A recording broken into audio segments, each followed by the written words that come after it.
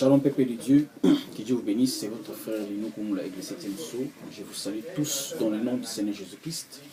Il nous a donné encore l'opportunité de pouvoir parler de sa parole en ce jour du dimanche 10 novembre 2019. Je salue tous mes bien-aimés dans le Seigneur qui me suivent à travers les réseaux sociaux, Facebook, WhatsApp, Messenger. Que Dieu vous bénisse richement pour votre considération qui vous apporte à mon ministère. Sans oublier en passant, je salue mon bien-aimé frère Yannick, les Nazaréens. Que Dieu vous bénisse. Le frère Justin, qui est de l'autre côté de la frontière. Que Dieu te bénisse. Le frère Cédric Yokesi, qui est son épouse. Le frère Cornet Satiti. Maman Claire Kaya, que Dieu vous bénisse. Ma famille Koumoula en RDC, que Dieu vous bénisse richement. Le frère Boni Yacinthe, que Dieu vous bénisse. Le frère Bissima Shalom, que Dieu vous bénisse. Toutes les personnes qui me suivent ici à Rabat, à Yaoundé, je pense au pasteur Eric Adidi, ainsi que toute l'assemblée du Granit Blanc Tabernacle, que Dieu vous bénisse richement. Je pense au pasteur Philippe Atambalako, l'église Roc Blanc Tabernacle à Bamako, que Dieu vous bénisse, ainsi que toute votre famille.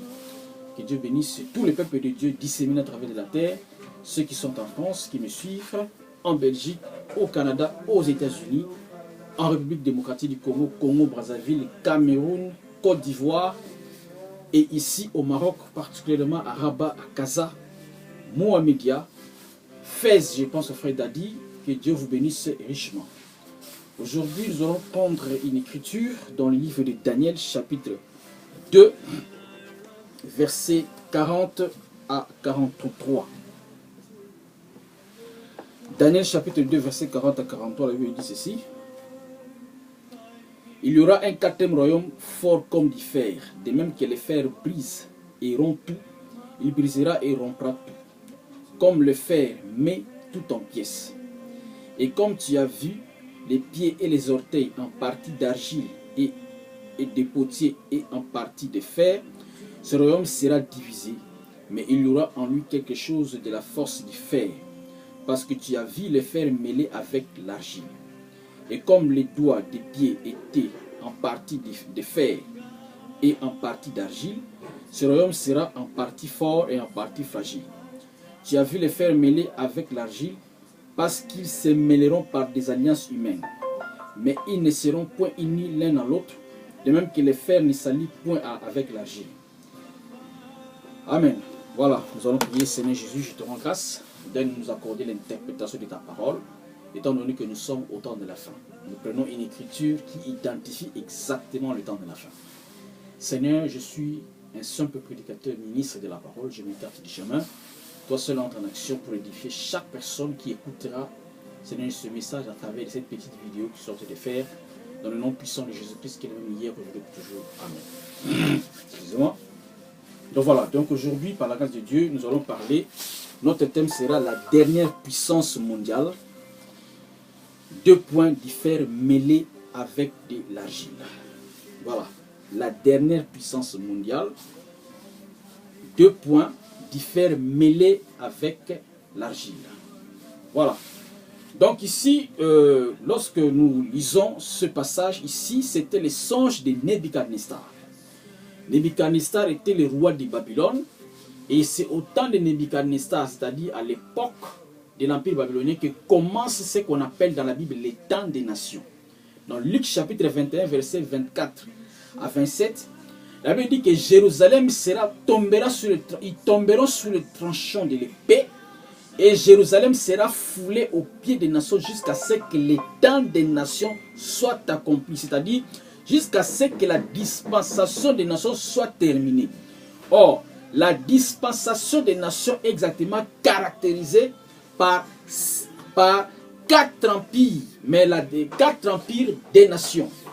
Mais la dernière empire est segmentée en 2. Il y a 2 empires. Un jour, par la grâce de Dieu, nous allons parler sur ces choses. Je vais parler sur les empires des nations. Mais j'aimerais seulement attirer votre attention parce que nous sommes en train de parler de la dernière puissance. La dernière puissance mondiale. Et la dernière puissance mondiale est exactement identifiée au fer mêlé à l'argile. C'est de ça que nous allons essayer de parler. C'est juste une exhortation par rapport aux événements actuels qui se passent, dont j'ai voulu nous interpeller, nous tous, parce que moi-même je suis concerné là-dedans. Alors donc, les temps des nations est exactement caractérisé par les empires des nations, la dispensation des nations qui a été identifiée dans les songes de Nebuchadnezzar. Parce que Nebuchadnezzar avait fait un songe, en se réveillant, il a oublié les songes. Il a convoqué tous les astrologues, tous les devins, pour qu'on puisse lui dire les songes et lui interpréter. C'est comme ça que Daniel, qui était un captif de Juda à Babylone, s'est présenté, il a prié, Dieu lui a donné les songes, Dieu lui a montré les songes de Nebuchadnezzar et lui a donné l'interprétation. Et dans les songes de Nebuchadnezzar, il avait vu une statue, et la statue était exactement fragmentée en 5 parties. La première partie, c'était la tête. La tête était d'or, identifiée au royaume de Babylone, c'est-à-dire à l'empire babylonien, et Nebuchadnezzar, qui était le roi. Et la deuxième partie de la statue, c'était la poitrine avec les bras en argent. Ça a été identifié à l'empire médo-perse, les 2 bras.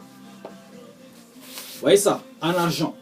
Donc, l'empire médo-perse n'avait pas beaucoup de gloire, bien que c'était un empire universel qui s'étendait de l'Inde à l'Éthiopie jusqu'aux frontières de la Grèce antique. Vous voyez ça? Et après, vous avez le 3e empire, c'était l'empire des Reins. Les reins, c'était un métal dur, difficile à tremper. Or, ça a été identifié à l'empire gréco-macédoine ou à l'empire d'Alexandre le Grand. Les reins. Dur, qui écrase tout. C'est pourquoi Alexandre le Grand a connu pendant 13 ans seulement de son roi et de sa royauté. Il a conquis le monde, de la Grèce jusqu'en Inde, en 13 ans. Parce qu'il a été identifié dans la Bible, il a été identifié dans la Bible, premièrement, au bassin, c'est-à-dire au ventre, les ventres et les cuisses qui étaient en airain. Et deuxièmement, dans la vision de Daniel, il est identifié à un léopard à 4 têtes. Le léopard, souvenez-vous que le léopard, c'est le félin le plus rapide, le plus souple dans la chasse. Et ça a été identifié exactement à Alexandre le Grand, qui a pris seulement 13 ans pour conquérir le monde. 13 ans. Et puis, l'empire qui a suivi, c'est-à-dire quoi? C'était les jambes étaient en fer. C'était exactement l'empire romain impérial de César Auguste, de Jules César, César Auguste et les autres qui ont suivi. Jusqu'à ce qu'il est arrivé à un moment à la mort de Théodose Ier en 395, l'empire romain est fragmenté et séparé en deux, divisé en deux. Vous avez l'empire romain d'Occident et l'empire romain d'Orient. L'empire romain d'Orient dont la capitale était Constantinople et en Occident la capitale était Rome, mais plus tard deviendra Ravenne. Rome est devenue maintenant le siège de la capitale religieuse. Maintenant l'empire romain est tombé parce que Rome était la capitale. En 476, exactement le 4 septembre 476 de notre ère, Odoacre, qui était un barbare, je crois, il était un Goth, qui est venu avec ses armées, ils ont complètement envahi Rome et l'ont assiégé, l'ont complètement détruit. C'est comme ça que l'empire romain d'Occident a pris fin. Et de là maintenant a été suscitée une autre puissance, c'était une puissance religieuse qui avait étendu ses tentacules partout. Et cette puissance religieuse, c'est ce qu'on appelle l'empire romain papal ou bien l'église catholique. Maintenant, cette église-là, c'est ça la dernière puissance. La dernière puissance qui a la haute main sur les politiques du monde.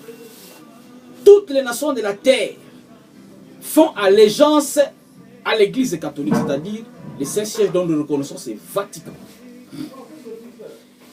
Et cette dernière puissance, lorsque ça a été démontré dans la Bible, on l'identifie dans les songes au fer mêlé à l'argile.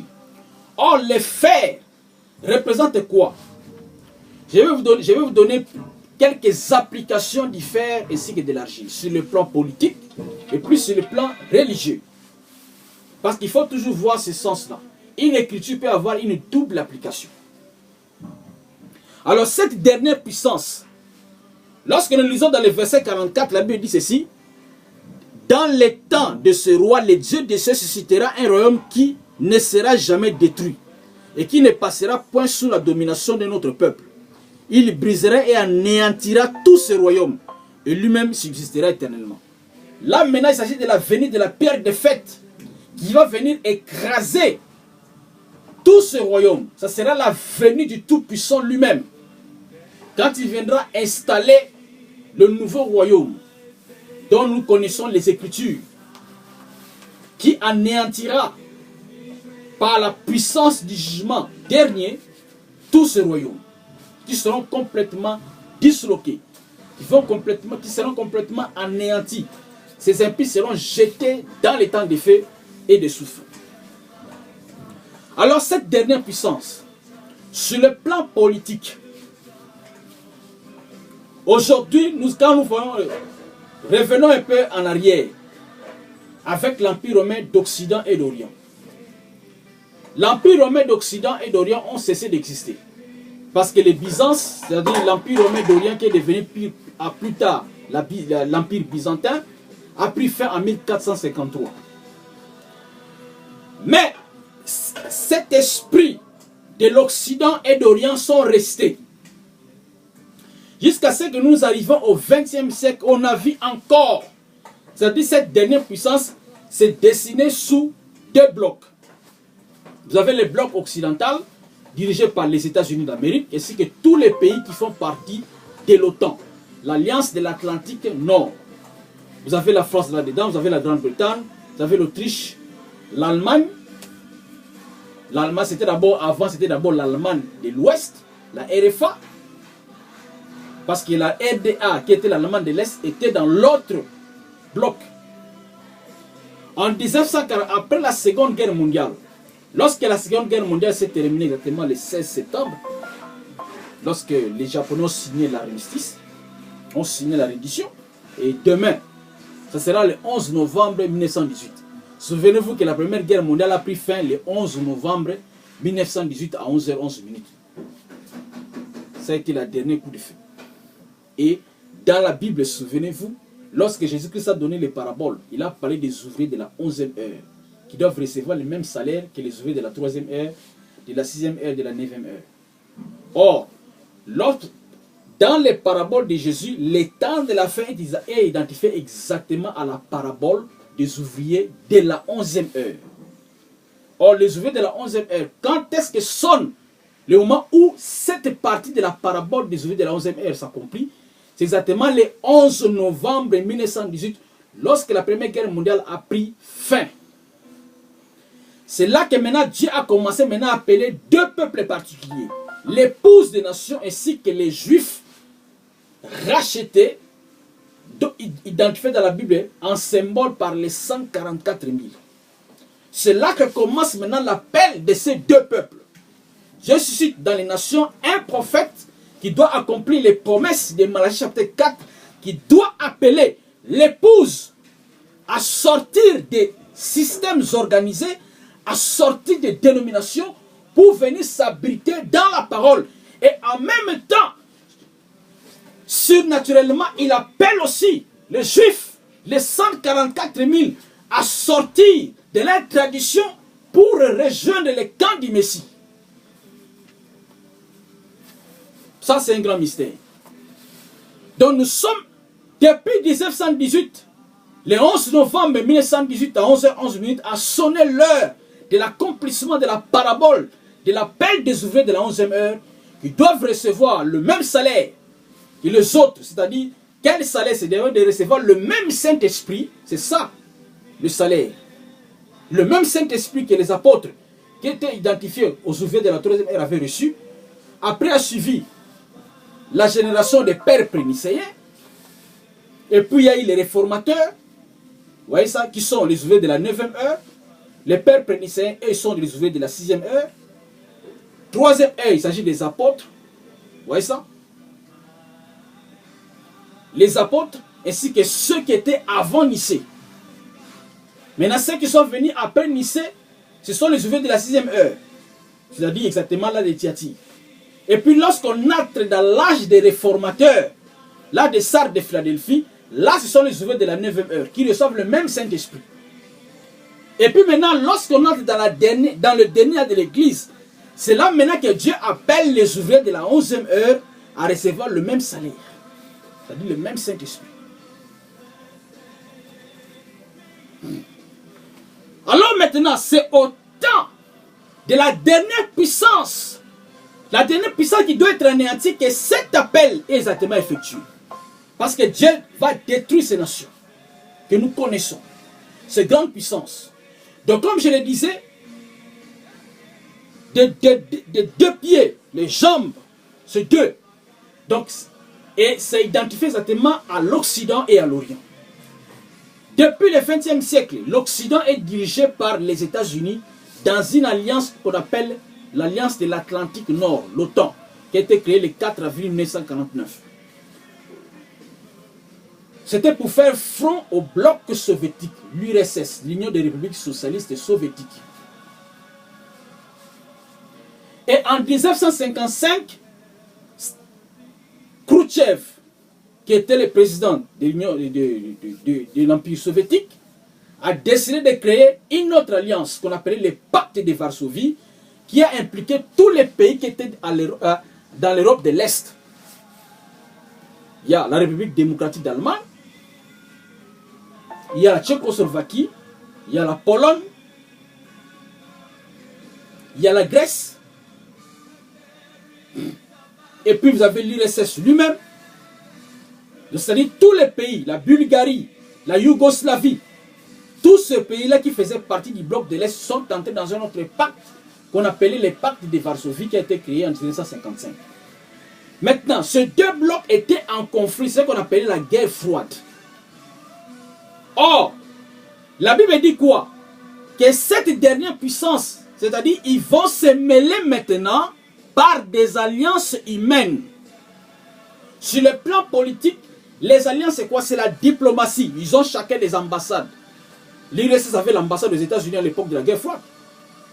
Et souvenez-vous, à l'époque de John Fitzgerald Kennedy, après la crise des missiles de Cuba du 14 octobre 1962, les États-Unis et l'URSS ont décidé que maintenant les deux présidents devaient se parler par ce qu'on appelle la ligne, c'est-à-dire la ligne rouge. Souvenez-vous dans les films de Jack Bauer, on dit passez la ligne rouge. Directement, vidéoconférence, le président des États-Unis parle avec le président de l'URSS. Bien sûr, il y a des interprètes, tout ça, mais ils sont en vidéoconférence. Donc, ils se sont mêlés, ils se mêlent par des alliances humaines, c'est-à-dire la diplomatie. Mais ils ne seront jamais unis. C'est ça que dit la Bible. Je relis les passages. La Bible dit ceci: et comme les doigts des pieds étaient en fer et en partie d'argile, ce royaume sera en partie fort et en partie fragile. Tu as vu le fer avec l'argile, parce qu'ils se mêleront par des alliances humaines, mais ils ne seront point unis l'un à l'autre, de même que le fer ne s'allie point avec l'argile. Vous voyez ça? Donc ils vont se mêler, mais ils sont des ennemis, ils se combattent. On a vu durant la seconde et durant le 20e siècle, comment est-ce qu'ils se combattaient?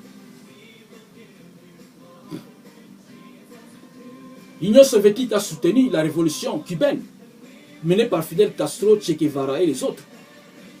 Or, Batista, qui était au pouvoir en Cuba, était le pion des Américains. Donc l'Union soviétique a soutenu financièrement Castro et Che Guevara pour renverser Batista. C'est comme ça que Cuba, lorsque Fidel Castro a pris le pouvoir, Cuba a basculé dans le communisme. L'Angola, vous connaissez l'histoire de l'Angola, avec la guerre qui a duré presque 20 ans. Les Neto, tout ça. Savimbi, qui était UNITA, soutenu par les Américains, et Eduardo dos Santos était soutenu par l'Union soviétique. Donc partout ils se combattaient dans beaucoup de pays, dans le Vietnam. Les Américains ont accusé faussement les Vietnamiens d'avoir torpillé leurs bateaux pour entrer en guerre en Vietnam. Et l'Union soviétique est partie soutenir les Vietnamiens. C'est comme ça, pendant 10 ans, ils ont tenu échec aux Américains. Donc ces puissances se sont combattues comme ça.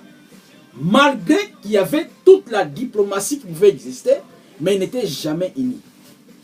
Lorsque l'Union soviétique a envahi l'Afghanistan en 1979, les Américains, ils ont armé les Ben Laden et les autres, les Moudjahidines, pour combattre l'Union soviétique, jusqu'à les tenir en échec. Jusqu'en 1989, où l'Union soviétique s'est retirée de l'Afghanistan. Donc c'est-à-dire, ce sont des hypocrites. Voilà. Le fer mêlé à l'argile. Donc le fer est identifié exactement à l'Occident, et puis l'argile est exactement identifiée à l'Orient. Sur le plan religieux, les fers identifient le catholicisme, tandis que l'argile identifie exactement le protestantisme. Ils s'unissent.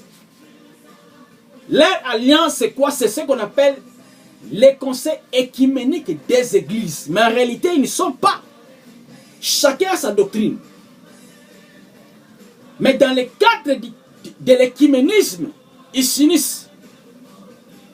Vous avez les blocs occidentaux et les blocs orientaux qui s'unissent dans les alliances humaines et ils ont créé cette fameuse organisation, l'ONU, qui est un échec. Et de l'autre côté, sur le plan religieux, vous avez les protestants. Quand on parle des protestants, on parle, c'est-à-dire les luthériens, les baptistes, les presbytériens, campellistes, et tout ça, protestants. Même les pentecôtistes sont inclus là-dedans. Ils s'unissent dans cette alliance écuménique. Mais c'est du fer mêlé à l'argile. C'est-à-dire c'est fragile.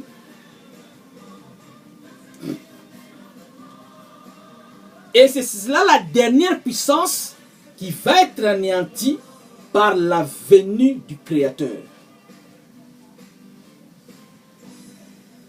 Le Créateur lui-même, qui est Elohim, lorsqu'il va décider d'en découdre avec le royaume de la terre, il anéantira toutes ses puissances. Comment va-t-il anéantir ses puissances? Je crois que j'ai fait, il y a de cela 2 ans, je parlais sur la bataille de Gog et Magog. La bataille de Gog et Magog a 2 dimensions. Il y a une dimension géopolitique, c'est ce que Ézéchiel 38 et 39 nous décrit. Comment est-ce que l'Occident et l'Orient vont entrer en guerre? Le bloc oriental sera conduit par la Russie, les Chinois, les Iraniens, tout ça, ils seront dans un bloc pour combattre les États-Unis, Israël, la France, tout ça, qui sont aussi dans leur bloc appelé l'OTAN. Et souvenez-vous qu'il y a déjà un projet en Russie où ils doivent créer une nouvelle union qui sera exactement semblable au pacte de Varsovie. Ça sera exactement ce qu'on appelle l'union eurasienne. Déjà, tout est en marche pour que cette union-là voie le jour. Donc, bientôt, ils vont s'affronter dans la bataille finale, la bataille qui sera nucléaire, atomique et thermonucléaire. Quand on parle de la bataille nucléaire, c'est-à-dire il faut impliquer, si ça inclut les deux, atomique, pourquoi? Parce qu'on utilise des bombes à uranium 235 et puis au plutonium 239, ce qu'on appelle le plutonium militaire.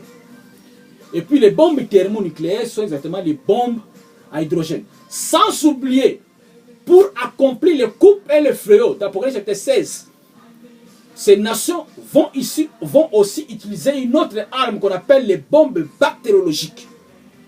Lors de la 3e guerre mondiale, qui sera une guerre nucléaire et bactériologique, parce que les bombes bactériologiques vont déclencher des maladies qui ont disparu, telles que la variole, la diphtérie, la poliomyélite, tout ça. Ils ont des bombes où il y a tous ces virus-là. Donc ça sera une guerre aussi bactériologique dans l'accomplissement d'Apocalypse chapitre 16. Les coupes et les fléaux. Parce que les coupes et les fléaux, ce n'est pas Dieu qui va déverser ça.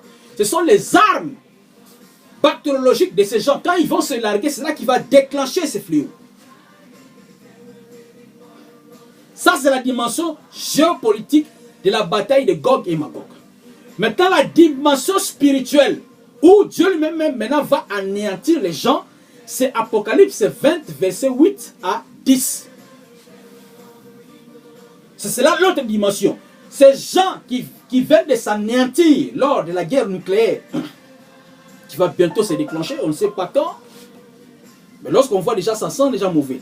Souvenez-vous, Emmanuel Macron, il y a 2 jours, a fait une déclaration sur une chaîne anglaise, quand il est parti en Grande-Bretagne, il a dit que l'OTAN est dans un état de mort cérébrale.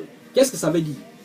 Et lui-même, il a dit que l'Union européenne, aujourd'hui, n'est pas capable de protéger les Européens contre une invasion. C'est-à-dire, pour eux, ils redoutent que les Russes vont les envahir. La Russie n'envahira personne. C'est eux, avec leur histoire de l'OTAN, qui vont les provoquer, les Russes. Et les Russes vont répliquer. C'est ça qui va se passer. La Russie n'envahira personne. Regardez en Syrie, la Russie est partie défendre ses intérêts. Ils ont voulu chasser les Russes Parce que la guerre de Syrie, c'était ça. Les pétromonarchies ont décidé que non, on ne veut plus de Bachar al-Assad. L'Arabie Saoudite, Qatar, Émirats Arabes Unis, Omar, la République, le Royaume d'Oman, tout ça. Il dit non, Assad, on doit le chasser. Ils vont instrumentaliser, ils vont payer Daesh, Al-Qaïda, Al-Nusra pour commencer les troubles en Syrie. Et quand ils ont commencé les troubles en Syrie, Bachar al-Assad n'était pas au cas, il a commencé à résister. Et les Américains lui-même, la CIA américaine formée, parce que les financiers c'était les pétromonarchies, et ils ont financé la guerre. Mais les formateurs, les instructeurs, ce sont les services secrets américains et français. Ça, il faut le dire. Ils ont commencé à former ces gens-là, les djihadistes, pour aller renverser Bachar al-Assad. Et c'est devenu maintenant un monstre qu'ils ne pouvaient plus contrôler. Ils avaient pris complètement possession de 2/3 de possession de l'Irak. La Syrie, complètement, c'était un brasier. Et la Turquie était dans le jeu. Parce que la Turquie maintenant servait de contrebande, de pétrole syrien pour les marchés noirs. Et la plus grave erreur que ces djihadistes avaient commise, c'est-à-dire qu'à l'époque de la guerre froide, la Russie, l'Union soviétique avait une base navale en Syrie, dans la ville de Tartouz. Maintenant, ces djihadistes ont dit, bon, c'est aussi le moment de chasser les Russes là qui se trouvent dans la base de Tartouz là. À Tartouz, on va les chasser. C'est comme ça, quand ils sont approchés à 30 km de Tartouz, que les Russes ont dit, non, non, non, non, si ces gens-là s'approchent là, ça va venir. Il faut répliquer. C'est comme ça que la Russie a commencé à répliquer pour repousser les djihadistes. Et Poutine dit, voilà, maintenant on va en finir avec ces gens. Parce que la guerre d'aujourd'hui, c'est la guerre d'intérêt. Ils ont prétendu pouvoir chasser les Russes. Et les Américains étaient d'accord, il faut aller chasser ces gens-là. C'est comme ça que Poutine a sorti toute la machine avec de nouvelles armes qu'il possède, notamment les armes, c'est-à-dire les systèmes de défense anti-missiles, les S-400, dont aucune puissance dans le monde ne possède les meilleurs systèmes de défense anti-aériens que celles qu'ont les Russes. Les S-400, les S-350 et puis les S-500. Les Américains ont tenté en 2013 de lancer des missiles pour bombarder la Syrie. Ça fait qu'on a complètement détruit leurs missiles par les S-400. C'est comme ça qu'en 2015, la Russie est intervenue. Parce que ces djihadistes qui étaient instrumentalisés par les pétromonarchies, la Turquie, ainsi que l'Union européenne, pour chasser les Russes qui étaient, de déloger les Russes qui étaient dans leur base navale en Syrie, dans la ville de Tartouz. C'est comme ça que la guerre a tourné à l'avantage des Russes. Et quand les Russes sont tentés de mener dans la guerre pour protéger d'abord leur base, et puis ils ont dit, bon, Bachar al-Assad au moins est resté fidèle. Depuis son père, ils sont restés fidèles. Kadhafi avait complètement changé de camp, et quand ils sont allés attaquer Kadhafi en 2011, la Russie ne pouvait pas intervenir, parce que Kadhafi avait déjà tourné le dos aux Russes. Mais Bachar al-Assad est resté fidèle, il dit qu'on va maintenant défendre, parce que c'est nos intérêts qui sont là-bas. Voilà pourquoi, quand la Russie est intervenue, ils ont commencé à bombarder tous les convois de pétrole, de contrebande de Daesh. Ils ont commencé à tuer les chefs, les leaders de Daesh. Tandis que les Américains, ils bombardaient seulement comme ça, les Français bombardent seulement comme ça. Pour les disperser, la Russie a fait vraiment le boulot. Et aujourd'hui, qui est vainqueur maintenant? Vous voyez ça? Or, dans tout ça, maintenant, quand Macron déclare que l'OTAN est dans un état de mort cérébrale, ça veut dire quoi? Que ça ne marche plus. Et ils ont commencé à parler du projet où on va créer l'Europe de la défense. Quelle Europe de la défense vous allez créer? Et tout ça, au lieu maintenant de chercher la face de Dieu, la réconciliation avec Dieu, ils sont complètement embourbés dans leur orgueil. Les Américains se croient tout. Un pays qui possède au moins 22 000 milliards de dettes. C'est-à-dire 22, vous ajoutez 12 zéros. Comment vont-ils faire? pour rembourser ça. Ce sont les générations futures qui vont payer ça. Donc, ça ne servira à rien. Donc, nous sommes en train de nous acheminer vers la fin de cette dernière puissance mondiale.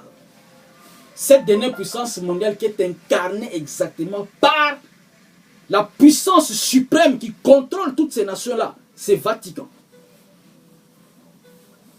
Une puissance religieuse aussi politique qui est la manette. Parce que eux, ils ont plus d'argent que les autres. Mais leur argent, si vous le convertissez, c'est-à-dire leur argent, ce n'est pas de l'argent liquide comme ça, mais ce sont des pierres précieuses. Il y a un historien qui a écrit sur les milliards des Vatican. Il s'appelle Avogadro Roman, je crois. On a dit que les richesses que possède le Vatican, on ne peut pas l'estimer. En termes de milliards. Et Apocalypse aussi en parle, Apocalypse 18, verset 9 à 17. Les milliards des Vatican. Et comme nous sommes à l'aube d'une récession mondiale, il va y avoir une crise mondiale. Et sérieusement, ça sera pire que celle de 1929. Ça sera pire que celle qu'on a connue en 2008. Un crack boursier. Et ce crack boursier sera dû à l'explosion de la dette privée. Parce qu'il y a ce qu'on appelle la dette publique. La dette publique peut être rachetée par l'État. Mais tandis que la dette privée, ça va mettre complètement l'économie mondiale en faillite. Alors ceux qui amassent les dollars là, les Kabila et les autres qui amassent les dollars là chez eux là, bientôt là, les dollars là ne vous serviront plus à rien. Parce que vous amassez les dollars, vous pensez que les dollars là, quand il va y avoir les cracks boursiers là, le dollar n'a fini, plus de valeur. Tu en as pas que c'est, oh non, j'ai 2 milliards de dollars dans mon compte là, et si, bon, on est si valeur, plus de valeur. Parce qu'il va y avoir bientôt un crack boursier. Pourquoi il va y avoir... J'ai expliqué ça dans mes vidéos précédentes. Lorsque vous injectez une masse gigantesque d'argent sans contrepartie matérielle de ce que vous injectez là, ça va provoquer la crise. C'est-à-dire qu'ils font ce qu'on appelle en économie la politique de spéculation. Je vais vous donner un exemple. Si par exemple j'ai des stylos ici, j'ai tout ça. J'ai au moins les stylos. Voilà les stylos que j'ai là. 1, 2, 3, 4, 5, 6, 7. 7 stylos. Je suis fabricateur de stylos. C'est 7. Tous les gens viennent acheter les stylos chez moi ici. Bon, s'il arrive maintenant que je suis en rupture de stock, mais les gens ont besoin d'acheter, qu'est-ce que ça va faire? C'est-à-dire je vais augmenter les prix. Parce que si je vends les stylos par exemple à 1 euro, étant donné que les stocks se sont épuisés, maintenant je vais augmenter les prix. Je vais commencer maintenant à vendre par exemple à 5 euros. Et qu'est-ce que ça va faire? Ce sera la crise. Parce que les gens achetaient à 1 euro. Maintenant, comme il n'y en a plus, les gens maintenant vont acheter plus cher. Et c'est ça qui va se passer.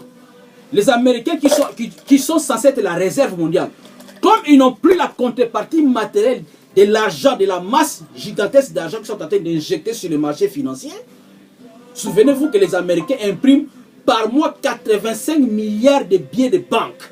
Or, quelle est la contrepartie matérielle que vous avez? Quelle est votre réserve en matière que vous avez? Votre or, est-ce que ça équivaut à l'argent que vous injectez là? C'est ça. Et après, les gens vont se rendre compte que non. Mais ces Américains nous injectent une masse gigantesque d'argent, mais eux-mêmes n'ont pas la contrepartie matérielle. C'est-à-dire, comme je l'expliquais, arrêtez de stock. Qu'est-ce que vous avez en contrepartie? Parce qu'avant, c'était les talons d'or. Votre argent était mesuré suivant la puissance de l'or que vous avez.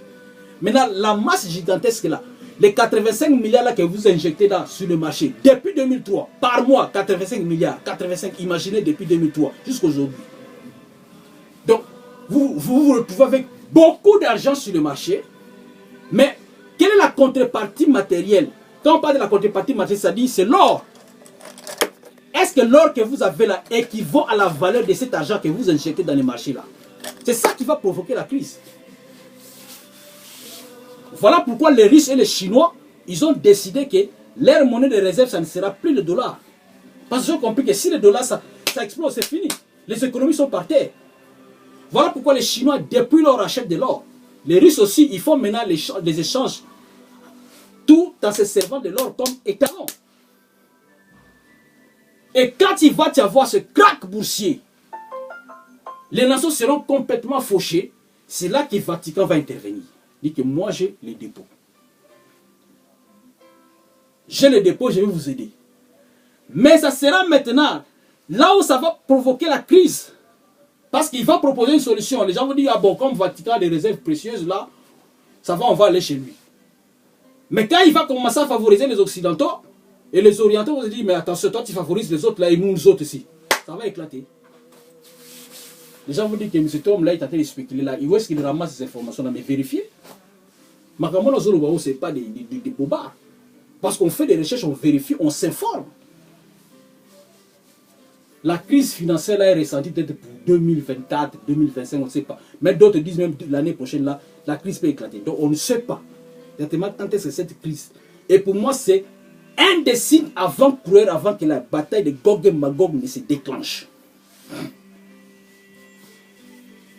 Les cracks boursiers. Donc voilà. Et cet Vatican, en voulant faire la part de favoriser plus ses frères occidentaux, c'est-à-dire le fer, et de défavoriser l'argile, va se retrouver, sera bombardé. Voilà même pourquoi, lorsque vous lisez Apocalypse 18, on vous parle de la destruction de Babylone. Parce qu'il y a 2 Babylones qui seront détruites. La première Babylone, celle d'Apocalypse 18, de 1 jusqu'à 20, s'il s'agit de la cité des Vatican qui sera bombardée par les Russes. Une seule arme, une bombe thermonucléaire va exploser sur son sol. Et ça va faire voler en éclats cette cité. Et l'autre Babylone qui va être détruite, mais là ça sera par un séisme. Ça sera la ville de Los Angeles. Apocalypse 18, versets 21 et 24. Voilà les signes que nous avons. Vous avez des marées. Vous avez des inondations de l'océan comme ça qui envahit. Ça c'est encore dans la côte est des États-Unis. Mais quand ça va frapper la côte ouest, la Californie va disparaître de la carte. Complètement disparaître. Parce que c'est Babylone. Et quand vous partez à Los Angeles, dans les centres-villes, il y a quelque part où on écrit c'est Babylone. Et Babylone finira, cette Babylone-là finira dans les eaux du Pacifique. Et l'autre Babylone, celui de Rome, finira dans les feux nucléaires. Alors que nous sommes maintenant dans l'heure de se faire mêler à l'argile, quelle doit être maintenant la position de l'épouse dans ces temps-ci? Quand nous regardons les églises complètement dans la distraction. Les gens espèrent encore dans les nations. Il n'y a pas d'espoir dans les hommes politiques. Regardez par exemple la France. Ils ont élu ces familles Macron. Regardez comment Macron est en train de mener la France dans la ruine. Oh non, c'était un président jeune, tout ça. Voilà où est-ce qu'il mène. Chaque samedi, les gilets jaunes sont maintenant dans la rue. Aujourd'hui, nous sommes maintenant, je crois que c'est le 43e et le 45e acte des gilets jaunes. Parce qu'il n'y a pas d'espoir dans ces politiciens. Ils font campagne, ils nous mentent. Et demain, les Français vont se retrouver en erreur et dire, bon, comme Macron a foutu, on va voter Marine Le Pen. Ils vont chier. S'ils votent Marine Le Pen, là, ils vont chier. Parce que c'est une trompeuse, celle-là.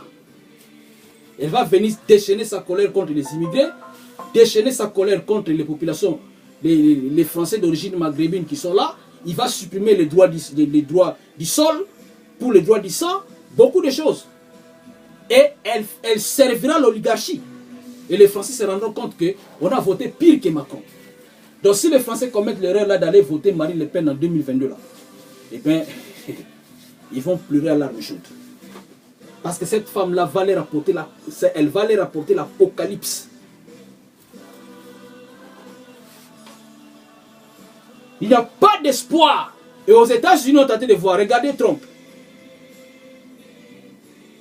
C'est un personnage trouble. Tantôt il est ceci, tantôt il est rouge, tantôt il est vert, tantôt il est comme ça. Les Américains disent, mais celui-là, bon. Et ils vont élire une femme, peut-être une démocrate, on ne sait pas si ça sera une femme. Et si les États-Unis élisent une femme, parce que ça va s'accomplir cette prophétie-là. Le prophète a vu une femme s'élever aux États-Unis. Ils vont élire une femme. Et quand ils vont élire une femme, cette femme entraînera les États-Unis dans la ruine. Et ça sera sa destruction. Parce quelle politique cette femme-là va venir? Les gens vont dire à la fin du nom, toi tu es contre la femme. Non, je ne suis pas contre la femme. Mais quand il y a une prophétie, c'est faire attention. Parce que la femme-là n'apportera pas le bonheur pour les Américains. Ça sera leur ruine. Elle va venir ruiner les États-Unis. Elle va prendre tellement de mauvaises décisions qu'elle va entraîner les États-Unis dans une guerre. Et souvenez-vous, le prophète a dit, cette nation se lancera dans une guerre qui la réduira en cendres. Et cette guerre-là est pressentie déjà. Contre qui? Souvenez-vous, Hillary Clinton. Si Hillary Clinton était élue, on ne sait pas si à cette heure ici, parce que déjà, elle disait déjà que moi, avec les Russes, on va en découdre, avec les Iraniens, tout, donc c'était déjà, donc pour elle, c'était déjà le feu. Donc, l'ambiance déjà que la femme là déjà, avait déjà commencé déjà à créer là, les Russes ont dit que si vous élisez Clinton, avec vous là, ça va barder. Donc, vous allez voir que même durant les régimes de l'histoire des États-Unis, il y a eu les États-Unis ont connu plus de guerres pendant l'époque des démocrates que des républicains. Les républicains, il y avait que c'est des bandits là, des Bush là, qui étaient une marionnette là de Dick Cheney et les autres. Donc voilà, donc nous sommes en train de nous acheminer peu à peu vers un conflit. Un conflit qui sera mondial. Un conflit qui n'épargnera personne. Parce que les armes que ces grandes puissances possèdent, les armes nucléaires, atomiques et thermonucléaires que ces puissances, sans compter les armes bactériologiques et d'autres armes encore. Les armes chimiques, on les a détruites. Non, on a détruit. Les Russes ont détruit leur stock d'armes chimiques. Mais les armes chimiques, c'est rien comparable par rapport aux armes nucléaires. C'est rien. Ou par rapport aux armes bactériologiques, c'est rien. C'est rien. Donc, nous sommes en train de nous acheminer peu à peu vers l'accomplissement de cette vision. Daniel chapitre 2. Parce que déjà, on vit déjà cela. Depuis le XXe siècle, on vit déjà en plein dans l'accomplissement de la prophétie de Daniel. Le retour des Juifs en Palestine, depuis 1948, tout ça, c'était un signal pour l'Église. Et dans ce temps-là, Dieu a suscité un messager dans les nations pour apporter la lumière de l'évangile, pour que les gens sortent des systèmes dénominationnels et viennent dans la lumière. Parce que le meilleur abri, c'est d'avoir en vous le Christ Jésus, qui est le Saint-Esprit en vous. Le corps peut être détruit par le feu, parce que ce corps doit subir son rachat, doit être racheté, parce que notre corps est lié à la terre. Ce corps doit être racheté. Ce que Jésus a accompli à la croix, c'était le rachat de nos âmes. À travers les 3 étapes, la justification, la sanctification et le baptême du Saint-Esprit. Mais notre corps, étant donné que c'est une partie de la terre, elle aussi doit être complètement rachetée. Parce que notre corps était justifié dans les déluges, sanctifié lorsque Jésus a versé son sang, mais ce corps qui est une partie de la terre doit recevoir son baptême de feu. Pour sa rédemption, pour son rachat complet. Un jour, je vous parlerai des mystères de 3 corps, de changement de corps. Nous quittons le corps humain, c'est-à-dire ce corps terrestre, pour entrer dans la théophanie, par le canal de la mort. Parce qu'il faudra mourir pour que vous entrez dans votre âme, entre dans votre théophanie qui est votre autre corps. Et de la théophanie, ça c'est la théophanie, l'apôtre Paul explique ça dans le livre de 2 Corinthiens chapitre 5, verset 1 à 10. Et puis vous avez l'écriture de Matthieu chapitre 18, verset 10. Ne faites pas de mal à un de ces petits, car leurs anges voient constamment la face de mon Père dans les cieux. Quand vous naissez, vous avez en vous votre ange. Votre ange, c'est votre théophanie. Il est là. Et je le disais lors de la dernière vidéo, que les théophanies, il y a des théophanies des gens qui sont en enfer, c'est-à-dire dans la 5e dimension, dans les séjours des morts. Et puis il y a des théophanies des autres qui sont dans la 6e dimension, c'est-à-dire dans le paradis. Donc si votre théophanie, si ma théophanie est en enfer là, quelles que soient les prédications que je suis en train de faire là, je finirai par là en enfer. Il arrivera un moment où je vais régner tout ce que je suis en train de faire là. Si ma théophanie est au ciel, Dieu me gardera pour qu'un jour j'aille rejoindre ma théophanie. C'est cela la clé. Souvenez-vous pour les lecteurs du message, le prophète a prêché un message des âmes qui sont maintenant en prison le 10 novembre exactement. Des femmes qu'il avait vues dans les séjours des morts. Quand il était âgé de 14 ans, il va les retrouver 40 ans plus tard en train de marcher sur la terre. Mais comment se sont-elles retrouvées là? Se sont-elles réincarnées? Non. C'est parce que les théophanies de ces dames-là étaient déjà en enfer.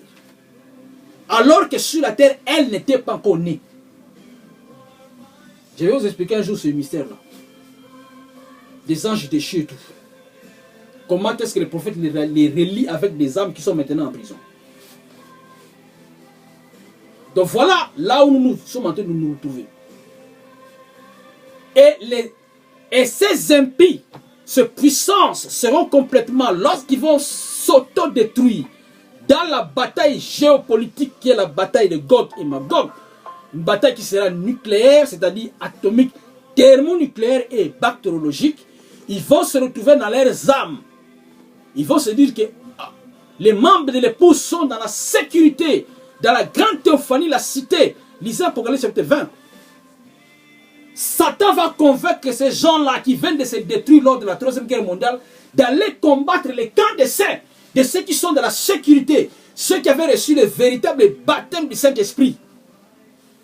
Parce qu'ils ont cru le message de leur temps. Ils viennent maintenant pour combattre les saints qui sont dans la sainte cité, la grande théophanie. Apocalypse chapitre 21, l'épouse. C'est là maintenant que Dieu maintenant va les anéantir. Voilà l'autre application de Daniel chapitre 2, versets 44 à 45. Voilà ce qui va se passer. Donc il n'y a pas d'espoir en ce qui concerne la politique des nations. Souvenez-vous du président John Fitzgerald Kennedy. Il a voulu fonder il a voulu que les États-Unis soient un beau pays, un pays social, où on allait payer les allocations sociales pour les gens. Les gens, pour aller à l'hôpital, devaient avoir des cartes de sécurité sociale. Mais les abrutis, les pétroliers, les banquiers, ils ont dit non, non, non, ces messieurs, on doit l'éliminer. C'est comme ça qu'ils ont résolu de l'éliminer. Un président qui avait de bonnes pensées pour son pays. Et à travers de son propre vice-président, qui a organisé tous les coups pour l'assassiner. Les gens passent seulement au coup d'État en RDC, mais il y a eu le coup d'État aux États-Unis. Les gens ne savent pas. Kennedy s'est fait assassiner par son propre vice-président qui a monté toute l'opération de l'assassinat. Parce que Kennedy voulait taxer le pétrole. Il dit non, il faut qu'on taxe le pétrole. Et l'argent de la taxe là va servir pour la sécurité sociale des Américains. Le pétrole dit non, pas question. Il faut qu'on l'élimine. Kennedy a dit on va s'attaquer à la corruption. La mafia. La planche à billets. Qu'est-ce qui fait exploser la dette américaine? C'est parce que la réserve fédérale américaine est contrôlée par la mafia juive. Les Wall Street et tout ça. Voilà même pourquoi le prophète dit c'est la chair à canon. Lisez dans le premier saut. Des escrocs.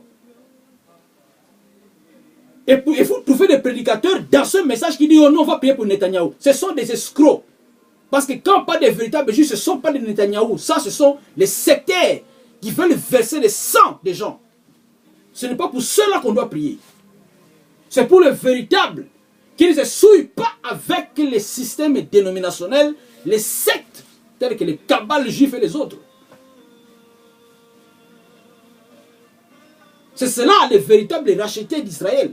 Pas ces Netanyahou, les autres, qui tiennent les finances du monde. La mafia israélienne était impliquée dans l'assassinat. Parce que Kennedy a dit non, Israël n'est pas question pour vous d'avoir l'arme nucléaire. Parce qu'Israël voulait construire en secret un réacteur nucléaire. Kennedy a dit si vous continuez, vous ne recevez plus l'aide des États-Unis. Ben Gurion démissionne parce qu'il avait reçu trop de pression. Il dit non, il faut qu'on élimine cet homme. Les banquiers, comme ils voulaient nationaliser la réserve fédérale, dit non, il faut qu'on l'élimine. Et tout ça, avec la guerre du Vietnam, donc Kennedy a refusé.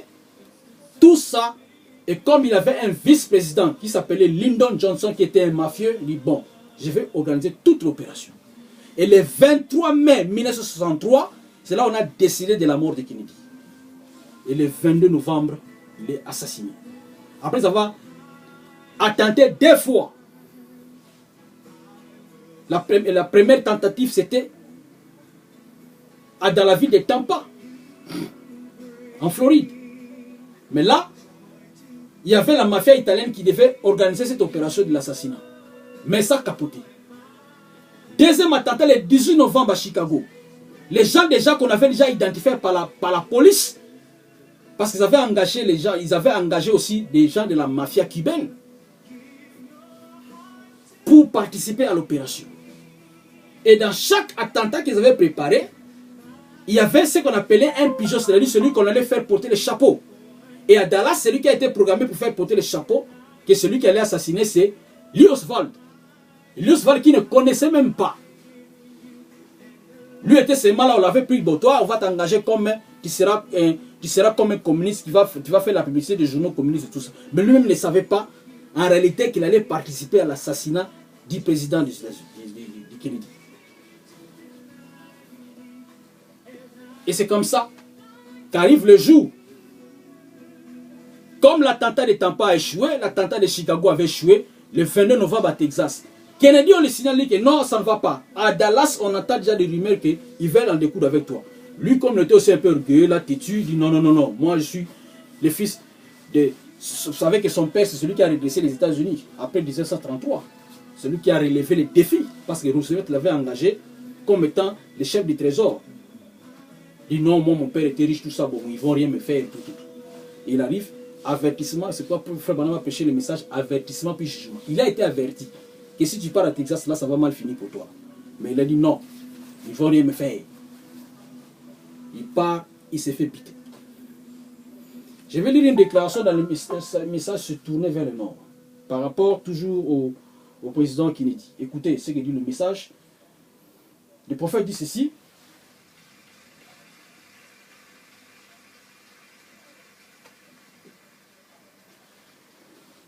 Eh bien, il y a quelque chose m'est venu. Il y a quelqu'un qui a dit, je crois que c'était un gentleman qui était assis avec des lunettes ce matin-là. Je crois que c'était lui. Et il a dit, il fera un bon président pendant 4 premières années. C'est tout à fait vrai. Ici, il parlait de Kennedy. C'est-à-dire, Frère Branham causait avec quelqu'un, un gentleman, qui était un membre de son église. Et directement, ce gentleman l'a dit que non, Kennedy fera un bon président pendant ces 4 premières années. Ici, c'était le 29 janvier 1961. Or, Kennedy venait de prendre officiellement le pouvoir le 20 janvier 1961. Et quand il a dit ça, Frère Branham a pris, il a noté. Vous voyez. Or, quand nous lisons dans le message, le prophète parle toujours qu'il identifie Kennedy à Cap, qui a apporté du catholicisme dans la Maison Blanche, tout ça. Effectivement, c'était vrai. Parce que c'est le premier président catholique à être élu. Parce que tous les présidents, avant lui, ce n'étaient que des protestants. Mais lui, est le premier président catholique à se faire élire à la Maison Blanche. Et c'est là qu'il dit qu'il a apporté le catholicisme dans la Maison Blanche. Le catholicisme a pris le contrôle des États-Unis avec l'élection de Kennedy. Mais dans sa politique, il avait 7 défauts. Kennedy avait beaucoup de défauts de personnalité. Il avait beaucoup d'indiscipline, notamment en ce qui concerne les femmes et tout. Il n'avait pas de discipline. Ça, beaucoup des Américains le savent, que cet homme-là, sur ce côté des femmes, n'était pas discipliné. C'était un fin dragueur, il aimait trop les femmes. Mais dans sa politique, la vision qu'il avait politiquement des États-Unis, c'est parmi un des meilleurs des présidents des États-Unis. Après Abraham Lincoln, George Washington, il y a lui. Les autres qui ont suivi, c'est des foutoirs. Nixon, c'est un bandit. Les Bush qui ont suivi les Ronald Reagan, ce sont des gens qui aimaient la guerre. Kennedy, c'était un homme de paix. Il a été entraîné dans cette histoire de la baie de cochon en 61 par Nixon. Nixon qui était le vice-président des Hanover. Il dit non, non, non, non, non. Nous, on préparait déjà une opération déjà pour renverser Castro. Il a dit, bon, il approuve. Après ça a échoué. Il dit non, non, on arrête. Voilà. Donc, il n'y a pas d'espoir en ce qui concerne la politique. S'il y a quelqu'un seulement de bons qui s'élève, les méchants feront tout pour l'éliminer. Alors quel est l'espoir qu'on a dans ces hommes politiques? On peut avoir un homme qui est bon. Comme moi, quand je regarde par exemple la France, je dis mais pourquoi les Français ne lisent pas quelqu'un par exemple comme Mélenchon? Quand vous l'entendez parler, il a des bonnes idées, même si je n'approuve pas tout ce qu'il dit, notamment ce qui concerne le mariage pour tous, tout ça, il a des choses où je suis contre lui. Mais dans la globalité, il dit des bonnes choses. Mais est-ce qu'il se fera élire? C'est ça le problème. Parce que le monde ne veut qu'élire des marionnettes, des gens qui seront à la manette de l'oligarchie, de la puissance de l'argent. Des gens qui sont un peu nationalistes et tout ça, qui veulent le social, des gens qui veulent... Non, on n'en veut pas. Il faut qu'il y ait des gens qui viennent appauvrir les gens.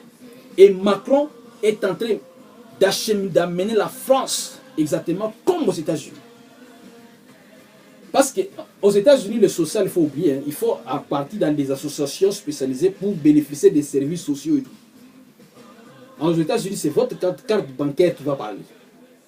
Or, en France et beaucoup de pays européens, c'est votre carte de sécurité sociale. Si vous avez ça, vous faites vos cotisations sociales. C'est ça qui va vous permettre de bénéficier de ça avec rien que votre carte de sécurité sociale.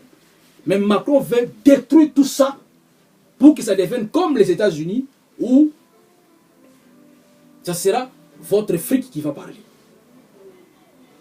Voilà pourquoi vous voyez la colère, la grogne sociale monter.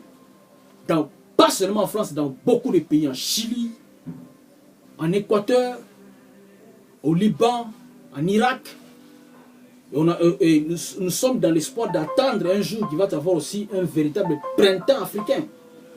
Parce qu'avec ces marionnettes qui sont dans au pouvoir à la solde des puissances occidentales, franchement, l'Afrique n'aura pas d'avenir avec des dirigeants comme le Paul Biya, les Idriss Déby. On n'a pas d'avenir avec les Ouattara, tous ces gens-là, qui sont exactement des bêtes de somme, des bêtes d'attelage des Américains, des Occidentaux. Ils sont là pour d'abord garantir les intérêts de ceux qui les ont amenés au pouvoir. Le peuple, ils s'en foutent de vous. On vous laisse des miettes. L'Afrique ne pourra jamais se développer avec des dirigeants pareils. En République démocratique du Congo, nous sommes en train d'observer le nouveau président. Moi, j'ai confiance en lui, on l'observe et on le soutient. Mais seulement, ces bourreaux, tels que les Kabila, c'est que sa bande de FCC, ils sont là toujours en train de pouvoir brûler le système. Pourquoi? Parce qu'eux, ils ont incarné pendant longtemps la corruption. Et ils sont là toujours parce que c'est leur ventre. Et quand ils voient un chef d'État, où ils voient que non, celui-là est en train de vouloir faire le bonheur du peuple, il faut tout faire des manœuvres pour l'éliminer. Si même les faire, l'éliminer physiquement. Mais nous continuerons à prier pour lui. Pour que Dieu le protège.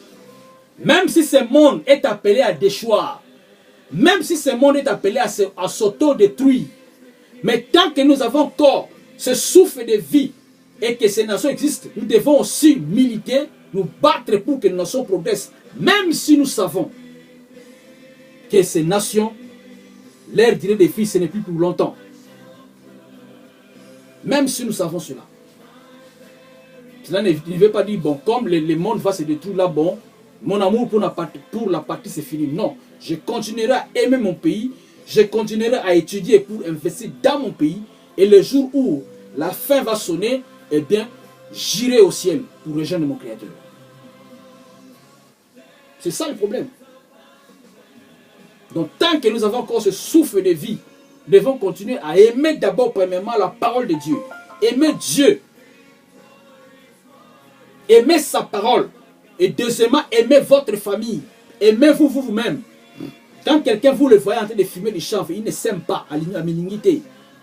Quand quelqu'un vous le trouvez dans les alcools, dans la débauche, il ne s'aime pas à l'iniquité. Il ne s'aime pas. Parce qu'avant d'aimer d'abord les autres, il faut d'abord t'aimer toi-même. Comment je vais prendre quelque chose qui me tue? Tu consommes de la cigarette, il y a de la nicotine dedans. Ça te tue, ça va te détruire. La nicotine va te détruire. Donc les gens ne s'aiment pas. Donc il faut d'abord aimer Dieu. Aimer Dieu implique d'aimer sa parole. Aimer vous-même. Aimez votre famille, aimez votre entourage, aimez votre église, et aimez votre pays. Ça, beaucoup de gens qui se disent des chrétiens, mais ils n'aiment pas leur pays. Vous trouvez quelqu'un qui parle à l'église, mais il n'aime pas son pays. Toujours, il parle mal de son pays. C'est ça le problème. Donc, nous devons aussi aimer notre patrie. Nous avons une patrie suprême qui est le message. Ça, c'est notre patrie suprême. Nous nous militerons, nous défendrons ce message pour chaque bout de terrain qu'il faut. Mais je défendrai aussi ma patrie, mon pays. Ça, c'est quelque chose de magistral. Même si, bien que les nations soient appelées à déchoir, voilà, ça c'est mon dernier conseil. L'ordre mondial va être brisé bientôt. Ces puissances seront complètement dans l'humiliation. Ces puissances vont s'anéantir bientôt. Très bientôt, on ne sait pas quand. Mais ils vont s'anéantir. Mais nous avons une réserve. Nous avons un refuge. Notre refuge, c'est dans le nom de Jésus-Christ. Et le nom ne doit pas être seulement cité des lèvres. Mais ce nom-là doit être incarné. Je dis bien incarné. Et quand nous parlons du nom de Jésus-Christ, ce nom a été révélé aujourd'hui.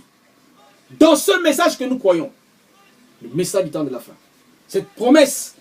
C'est là que se trouve la véritable épouse du temps de la fin. Qui sera portée dans les dimensions célestes. Hors de l'atmosphère terrestre. Pour entrer dans le royaume que Dieu lui a préparé. Et ce royaume sera installé sur cette terre. Qui va être rénové, purifié par le feu. Alors que les nations vont être complètement détruites. Après s'être détruites sur le plan géopolitique lors de la Troisième Guerre mondiale. Qui sera la bataille de Gog et Magog. Parce que la bataille d'Armageddon, c'est une bataille qui se passe dans le quatrième sceau. Qui oppose l'épouse avec le message contre les conseils écuméniques. Et on se combat, c'est une guerre scripturaire. Une guerre, une bataille des Écritures. Une bataille spirituelle où on détruit la puissance de la dénomination par le message. Voilà l'Armageddon. Tandis que la bataille de Gog et Magog, qui a deux dimensions, une dimension géopolitique et l'autre dimension qui est spirituelle. La dimension géopolitique, c'est ce qu'il faut bientôt se passer. On ne sait pas quand. Mais après s'être détruite par la bataille géopolitique, ils se retrouveront dans leurs âmes et viendront combattre les membres de l'épouse qui, dans la cité, dans la grande théophanie, et c'est là qu'ils seront anéantis par le feu saint qui va maintenant les consumer. Et ils vont se retrouver dans les temps de feu. Et là, ils brilleront pendant des millions d'années et ils finiront par se volatiliser. Ils vont brûler dans les temps de feu, pas éternellement. Ils vont brûler certainement des millions d'années, mais ils finiront par disparaître. C'est comme une bulle qui va s'amondir et puis ça va éclater. Satan va cesser d'exister. Les démons cesseront d'exister. Les impies, les pécheurs, les réprouvés, les oins du temps de la fin, les faux prédicateurs, ils vont disparaître dans les temps des feux. Ils vont se dissoudre là-bas et ils vont cesser d'exister. Voilà. Ça, c'est la vérité de la parole. Je voudrais bien aimer que Dieu vous bénisse. J'ai été un peu long aujourd'hui. Je pensais que j'allais faire une vidéo de 35 minutes, mais j'ai débordé, je suis allé à 1 heure du temps.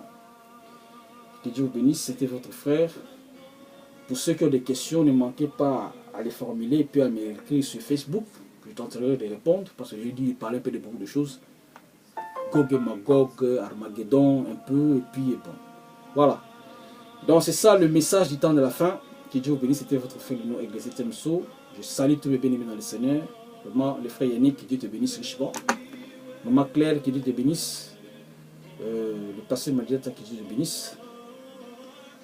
Que Dieu vous bénisse richement. Tous mes bien-aimés, ma famille, je pense à mon frère Josué. Nous, là, que Dieu te bénisse. Voilà, donc que Dieu vous bénisse richement. C'était votre frère Lino. Devant la petite caméra pour édifier le peuple de Dieu. Que Dieu vous bénisse richement. Amen et Amen. Shalom, shalom. Seigneur Jésus, je te rends grâce pour ce message qui a été apporté. Seigneur, c'est toi seul qui édifie ton peuple à travers cette parole. J'aimerais que cette parole soit gravée dans nos cœurs. Que nous puissions toujours nous préparer parce que l'heure de la destruction va bientôt sonner. Nous ne savons pas quand est-ce que cette destruction va venir.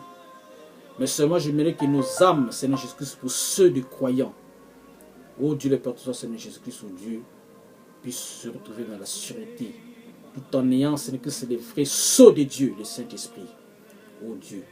Et le Saint-Esprit, nous le recevons lorsque, Seigneur Jésus-Christ, ô Dieu, nous acceptons dans la plénitude, ô Dieu, ce message, ô Dieu le Père Tout-Puissant. Père éternel, Seigneur Jésus-Christ, ce n'est pas en partie dans la plénitude. Merci Seigneur Jésus-Christ, oh Dieu, pour les révélations de ta parole. Je te rends grâce pour cela. Je te remets totalement le reste de la journée entre tes mains. Et pour tout le peuple de Dieu qui écoutera cette vidéo, Seigneur Jésus-Christ, qu'il soit complètement édifié par ta parole dans le nom précieux de Jésus-Christ. Amen.